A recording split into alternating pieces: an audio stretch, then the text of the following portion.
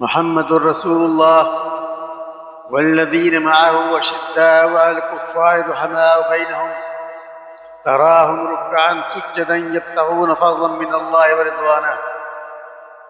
وقال الله عز وجل: والسابقون الأولون من المهاجرين والأنصار والذين اتبعوهم بإحسان رضي الله عنهم ورضوا عنه. وقال النبي صلى الله عليه وسلم: الله الله في أصحابي لا تتخذوهم من بعدي غرضا ومن أحبهم فبحبي أحبهم ومن أبغضهم فببغضي أبغضهم، أو كما قال عليه الصلاة والسلام. رب اشرح لي صدري ويسر لي أمري واحلل عقدة من لساني يفقهوا قولي. رب يسر ولا تعسر وتمم بالخير. اللهم لا علم لنا إلا ما علمتنا إنك أنت العليم الحكيم. میرے محترم بھائیو اور دوستو، آج ہم اللہ کے فضل و کرم سے، اس کے شکر و احسان سے آج ہم مسلمان ہیں. ہم مسلمان کے حیثیت سے آج مسجد کے اندر بیٹھے ہیں. لیکن کیا کبھی ہم نے سوچا ہے کہ یہ قیمتی دولت، ایمان کی یہ قیمتی دولت ہم تک کیسے پہنچی، ہمارے باپ دادا تک کیسے پہنچی؟ ہم تو مسلمان ہیں، ہمارے آبا و اجداد مسلمان تھے، لیکن ہمارے آبا و اجداد کو ایمان کی دولت کہاں سے ملی؟ میرے دوستو، رسول پاک صلی اللہ علیہ وسلم کی مدت رسالت 23 سال تھی. 13 سال مکہ، 10 سال مدینہ. اس تھوڑی سی مدت میں انہوں نے ایک ایسی برگزیدہ جماعت پیدا کر دی جس نے پوری دنیا کو اسلام سے روشناس کرایا. وہ جماعت حضور پاک صلی اللہ علیہ وسلم کی صحبت میں ہمیشہ بیٹھی رہتی، ان کے کلام کو سنتی، اس پر عمل کرتی، ان کے دم ساز و ہمراز ہوتی، اور اس وجہ سے ان کو صحابی کہا گیا. میرے دوستو، صحابہ کرام کا جو مرتبہ ہے وہ تمام دنیا کے انسانوں سے، تمام نبیوں کے ساتھیوں سے عظمت والا ہے.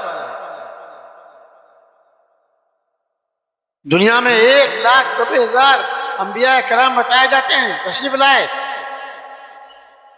سب کے ساتھی تھے، سب کے صحابی تھے، لیکن جو مرتبہ صحابہ کرام رسول پاک کے ساتھیوں کو حاصل ہوا، رسول پاک صلی اللہ علیہ وسلم کے صحابہ کو حاصل ہوا، وہ مرتبہ کس کو حاصل ہوا؟ دنیا کی تاریخ سے گواہ ہے.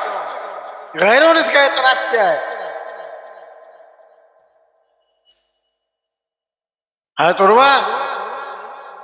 عروہ بن مسعود ثقفی جب تک مسلمان نہیں ہوئے تھے، صلح حدیبیہ میں کفار کی طرف سے صلح کی شرطیں طے کرنے کے لیے آئے تھے.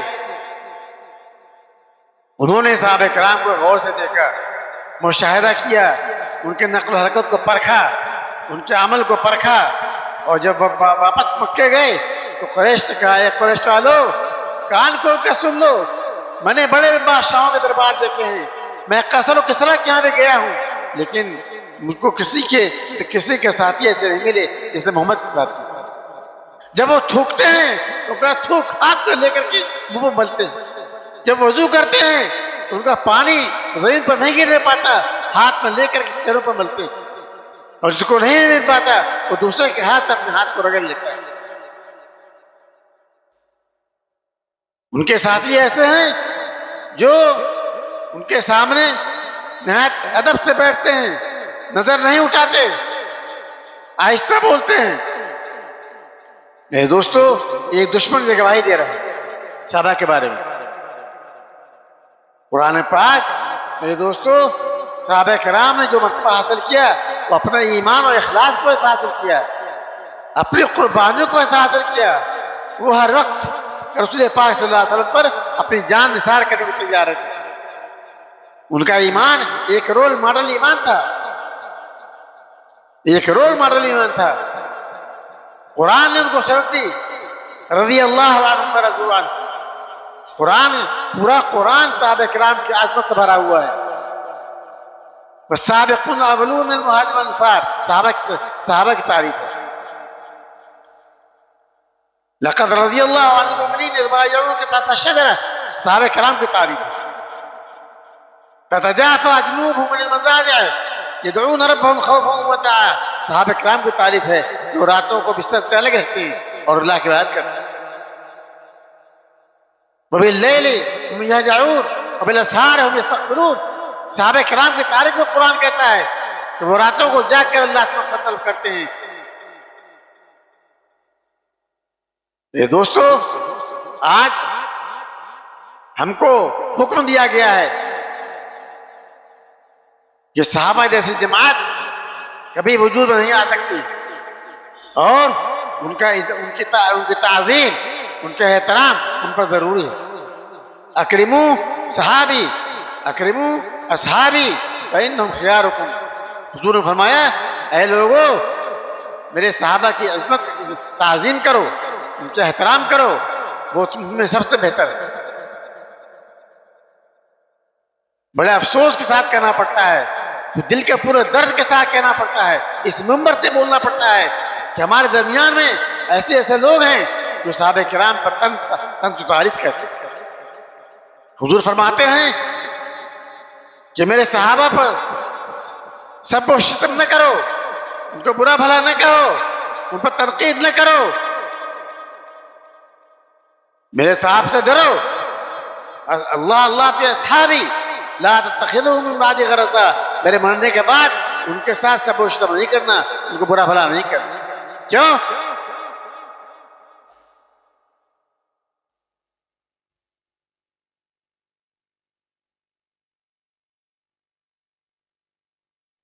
لا تتخذوا من بعد غرضا فمن احبهم فبحبي احبهم، جو ان سے محبت کرتا ہے وہ میری محبت کی وجہ سے ان سے محبت کرتا ہے۔ ومن ابغضهم فببغضي ابغضهم، جو ان سے بغض رکھتا ہے وہ میرے وجہ سے ان سے بغض رکھتا ہے۔ پھر فرمایا من آذاهم فقد آذانی ومن آذانی فقد آذان اللہ، جسے صحابہ کلام کو تکلیف پہنچائی تو مجھ کو تکلیف پہنچائی، اور جسے مجھ کو تکلیف پہنچائی تو اللہ کو تکلیف پہنچائی۔ یہ سب صریح باتیں موجود ہیں حدیث کے اندر، قرآن کے اندر صحابہ کی عظمت کو کھل کر بیان کیا گیا۔ لیکن ایک جماعت ہمارے درمیان ہے، میں نام نہیں لوں گا، وہ کہتی ہے کہ صحابہ کرام معیار حق نہیں، صحابہ کرام معیار حق نہیں۔ اگر صحابہ کرام معیار حق نہیں ہے تو کون معیار حق ہو سکتا ہے؟ کون ہو سکتا ہے معیار حق؟ ایک برگزیدہ جماعت تھی، رسول پاک صلی اللہ علیہ وسلم پر سب کو نثار کر دیا، سب کو نثار کر دیا، جان تن من دھن، جان مال سب۔ غزوہ تبوک کے موقع پر سخت گرمی کا زمانہ تھا، حضور پاک صلی اللہ علیہ وسلم نے اچانک تبوک جانے کا اعلان کر دیا۔ سخت گرمی کا زمانہ، کھجور کے فصلیں تیار، تمام اور چندے کا اعلان کر دیا کہ سب لوگ اپنا چندہ دیں۔ حضرت بکر صدیق اپنے گھر گئے اور گھر میں جھاڑو لگا کر سارا سامان لا کے حضور کو پیش کر، ٹانٹ لپیٹ لیا، کپڑے بھی دے دیے، ٹانٹ لپیٹ لیا۔ یہ تھا جذبہ صحابہ کرام کا، ان کی عظمت کو پہچانو۔ حضرت عمر فاروق سے کہا گیا، وہ گھر گئے، انہوں نے گھر کا سامان آدھا دو حصوں میں کیا اور آدھا لا کر کے حضور کو پیش کیا۔ یہ جذبہ تھا جس کی وجہ سے صحابہ کرام کو اتنا بڑا مقام حاصل ہوا، ان کا ایمان و اخلاص، ان کی قربانیاں، ان کا رسول پاک صلی اللہ علیہ وسلم کے اپنے ہر وقت میں جان کو نثار کرنا، اس وجہ سے اس کو یہ مرتبہ حاصل ہوا.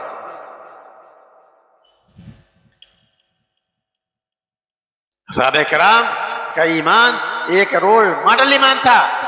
ویسا ایمان ہو نہیں سکتا ہے. آج ہم بھی اپنے کو مسلمان کہتے ہیں لیکن ہمارا ایمان اس درجے کا نہیں ہے. کیوں؟ ہماری زندگی گناہوں سے بھری ہوئی ہے.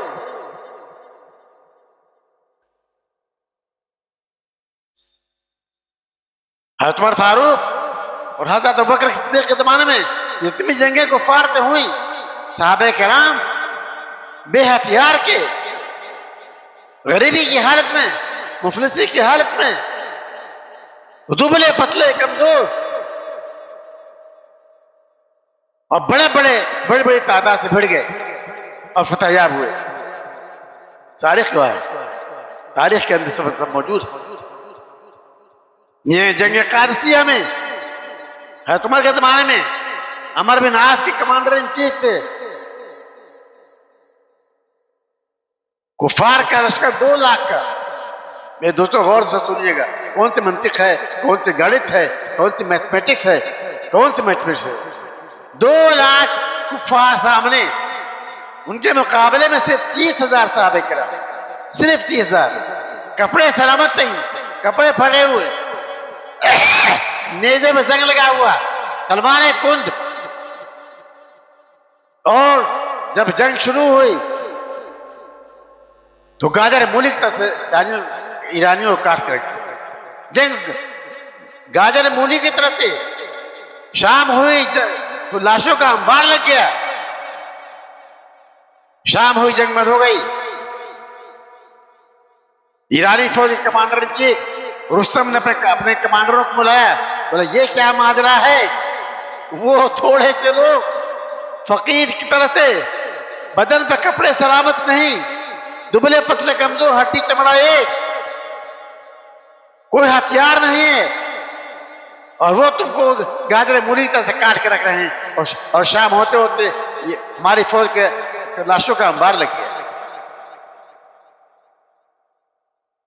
کمانڈروں نے کہا کہ رستم کان کھول کے سن لے،